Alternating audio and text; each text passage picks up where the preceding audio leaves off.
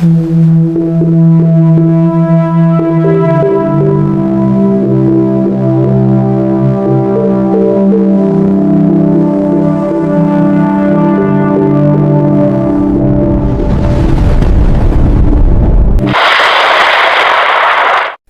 araw po sa inyong lahat. Narito na po ang pinakalitis nating update sa magiging lagyan ng panahon ngayong araw ng Sabado, ika-23 ng Mayo taong 2026.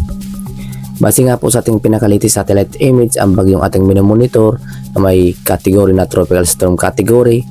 ay nag-intensify pa, na kung saan kasalukuyan na nga po itong severe tropical storm category, na kung saan huling namataan sa layong 1,000 km east of Central Luzon, na kung saan taglay na nito ang lakas na hangin na umabot sa 95 km per hour, samantalang may pagbugso naman na umabot sa 115 km per hour, habang kumikilos pahilagang kanluran sa bilis na 15 km per hour. Samantala, bukod nga po dito sa bagyong Doming na ating minomonitor sa may silangang bahagi ng ating bansa, meron din po tayong minomonitor na panibagong low pressure area sa may kanlurang bahagi ng ating bansa, na kung saan associated po ito sa hanging habagat, na kung saan mayroon po tayong namamata na sirkulasyon dito sa may kanlurang bahagi ng Palawan, na kung saan nagdudulot ito ng maulap na papuri na sinasama ng mga localized thunderstorm, na kung saan na posible nga po rin po itong pumasok ng ating Philippine Area of Responsibility sa mga susunod na mga araw, na kung saan habang hinihila nito ng bagyong Doming ang hanging habagat, siya naman pagpasok nitong low pressure area sa may kanlurang bahagi ng ating bansa, na kung saan lubos po natin pinaganda ang ating mga kababayan, especially dito sa may kanlurang bahagi ng ating bansa, na siyang ating inaasahan na magdudulot ito ng maulap na papawirin na sinasamahan ng mga pagkulog at pagkidlat at mga pag-ulan. Samantala, para naman sa magiging track nitong bagyong Doming na ating minomonitor sa may silang bahagi ng ating bansa, makikita nga po natin na kasalukuyan na nga po itong severe tropical storm category. Samantala, pagsapit mamayang hapon, inaasahan po natin na posible pa itong mag-intensify, na kung saan posible na nga itong maging typhoon category, at inaasahan natin na mas lalapit ito sa may silangang bahagi ng Cagayan Valley region, especially dito sa may east of Apari, sa layong 770 km east of Apari, Cagayan, na kung saan inaasahan po natin na mas lalakas pa ang taglay nito na hangin na umabot sa 120 km per hour ang sustained wind, na kung saan posible pa nga itong bumilis ang kanyang pagkilos, na kung saan posible pa nga itong bumilis ang kanyang pagkilos na umabot sa 20 km per hour northwestward. At pagsapit naman bukas, May 31 ng umaga, inaasahan po natin na mas lalapit pa ito dito sa may silang bahagi ng Basco Batanes, na kung saan inaasahan natin na posible nga po itong mamataan sa 630 km east of Basco Batanes, na kung saan taglay nito ang lakas na hangin na umabot sa 130 km per hour, na kung saan taglay na nito ang typhoon category. At pagsapit bukas ng hapon, inaasahan po natin na mas lalapit pa dito sa may silang bahagi ng northeast o Basco Batanes, na kung saan sa layong 580 km northeast o Basco Batanes, na kung saan taglayan nito ang lakas na hangin umaabot sa 140 km per hour, na kung saan taglay pa rin ito ang typhoon category. Samantalang pagsapit ng June 1 ng umaga, inaasahan po natin na bahagya itong lilihis na, kung saan kikilos ito pailagang silangan na,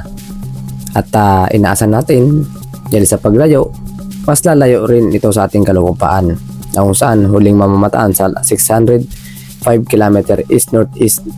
of Itbayat, Batanes, na kung saan inaasahan pa natin na mag-intensify pa, na kung saan posible pa nga itong umabot sa 150 km per hour ang kanyang sustained wind na typhoon category. Samantalang kumikilos yan sa bilis na 15 km per hour pahilagang silangan, na kung saan inaasahan po natin na pahilagang silangan niya ang pagkilos. At pagsapit ng June 1 ng hapon, inaasahan po natin na posible nga po itong lumabas na ng ating Philippine Area of Responsibility, na kung saan sa layong 560 km northeast of Itbayat, Batanes, sa labas na ng ating Philippine Area of Responsibility, na manatili pa rin ang taglay na hangin na umabot sa 150 km per hour, na taglay pa rin ito ang category na typhoon category. Samantalang posibleng ang bumilis ang kanyang pagkilos na umabot sa 20 km per hour. At pagsapit ng June 2, inaasahan po natin na nasa labas na rin po ito ng ating Philippine Area of Responsibility at bahagya itong hihina. Ngunit taglay pa rin ito ang typhoon category na kung saan posible nga itong mamamataan sa layong 1,395 km northeast of extreme northern Luzon. Nasa labas na ng ating Philippine Area of Responsibility. Yan po ay base po yan sa ating pinaka-latest track sa bagyong Doming. Na kung saan mababaan tsansa na po ng paglandfall nito sa ating kalupaan na kung saan dahil sa paglihis nga po. Kung saan lumapit nga lang po ito ng ating bansa at lumis nga lang po ang kanyang track. Ngunit maging alerto lang po tayo dahil sa lawak pa rin po ng sakop itong bagyong Doming. Inaasahan po natin makakaranas pa rin ating mga kababayan lalong-lalo na dito sa may Luzon, Visayas at Mindanao na mga pagulan na dulot nga po ng paglakas ng hanging habagat at ng hagip na rin ng bagyong Doming. Na kung saan dahil sa malapit na nga po ito dito sa may Luzon, yung trap nga po nito, yung extension na hangin ay hagip na po ang ating mga kababayan. Lalong-lalo na dito sa may area ng Cagayan Valley Region, Isabela, Apayao, Batanes, Babuyang Group of Islands ay hagip na nga po yan ng trap ng extension. Kabilang ang ating mga kababayan dito sa may Bicol Region at silangang bahagi ng Visayas dahil po yan sa trap ng bagyong Doming. Na kung saan mas apektado po ng bagyong Doming at ng hanging habagat ang mga kababayan natin dito sa may silang bahagi ng Visayas, Batanes, Cagayan Valley Region, Pangasinan, Zambales, Bataan, Tarlac, Nueva Ecija, Bulacan, Calabarzon, Mimaropa, Bicol Region, Zamboanga del Norte, Misamis Oriental, Camiguin, Agusan del Norte, Surigao del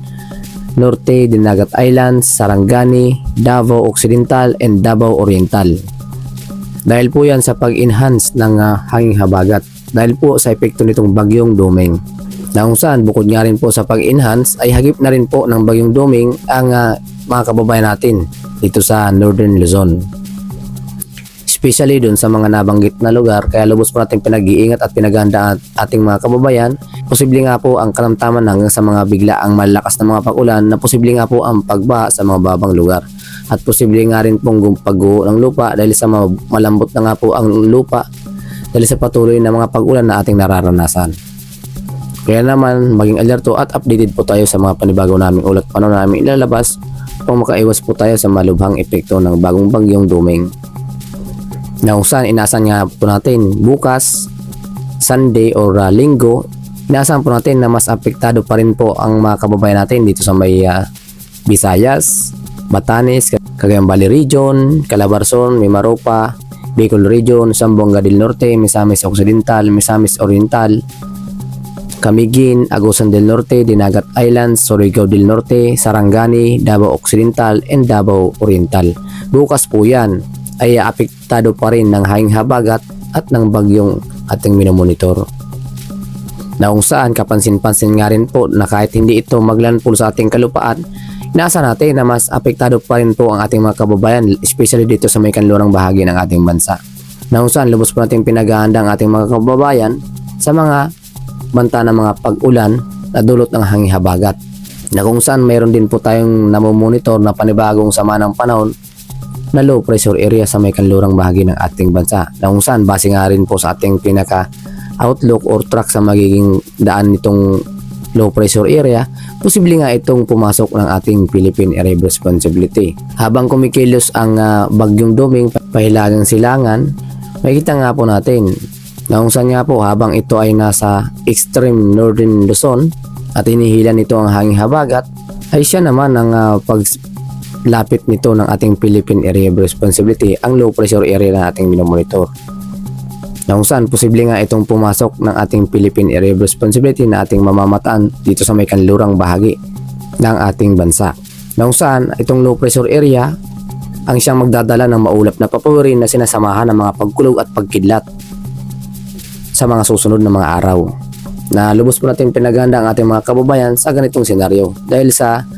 papasok nga itong low pressure area na ating minomonitor, siyang makakapekto dito sa ating mga kababayan, especially dito sa may area ng Ilocos Region, Ilocos Norte, Ilocos Sur, La Union, Pangasinan, Zambales, Tarlac, Pampanga, Bulacan, Nueva Ecija, Bataan, Metro Manila, Cavite, Batangas, Oriental Mindoro, Occidental Mindoro, Palawan. Ang siyang pangunahing mga kaapekto ay ang low pressure area nating minomonitor na base nga po sa ating pinaka-outlook, makikita nga po natin na siya ang magdadala ng mga pag-ulan dito sa nasabing lugar. Kung saan associated po yan sa hanging habagat. So yung tinatawag natin na associated, yung pinagsamang epekto ng low pressure area at ng hanging habagat. Na base nga po sa ating pinaka-outlook, ang bagyong ating minomonitor ay nasa labas na ng ating Philippine Area of Responsibility, habang itong low pressure area dito sa may kanlurang bahagi ng ating bansa ang siyang magdadala naman ng mga pag-ulan na siyang ating inaasahan sa mga susunod na mga araw. Kaya naman lubos po natin pinag-iingat at pinaganda ang ating mga kababayan sa ganitong senaryo or epekto, na kung saan inaasahan natin na posible nga po ang malalakas na mga pag-ulan dahil nga po sa low pressure area at ng hanging habagat. Na kung saan nga po yung low pressure area nating minomonitor ngayon sa may kanlurang bahagi ng ating bansa ay matagal na nga po natin itong inabiso na posible nga po magkaroon ng low pressure area dito sa may kanlurang bahagi ng ating bansa, habang ito ay binabaybay ng bagong bagyo dito sa may silangang bahagi ng ating bansa na binigyan po natin ito sa local name na Bagyong Doming. At para naman sa maging lagi ng ating karagatan, sa kasalukuyan nga po wala po tayong nakataas na gale warning sa kahit anong baybayin ng ating seaboard.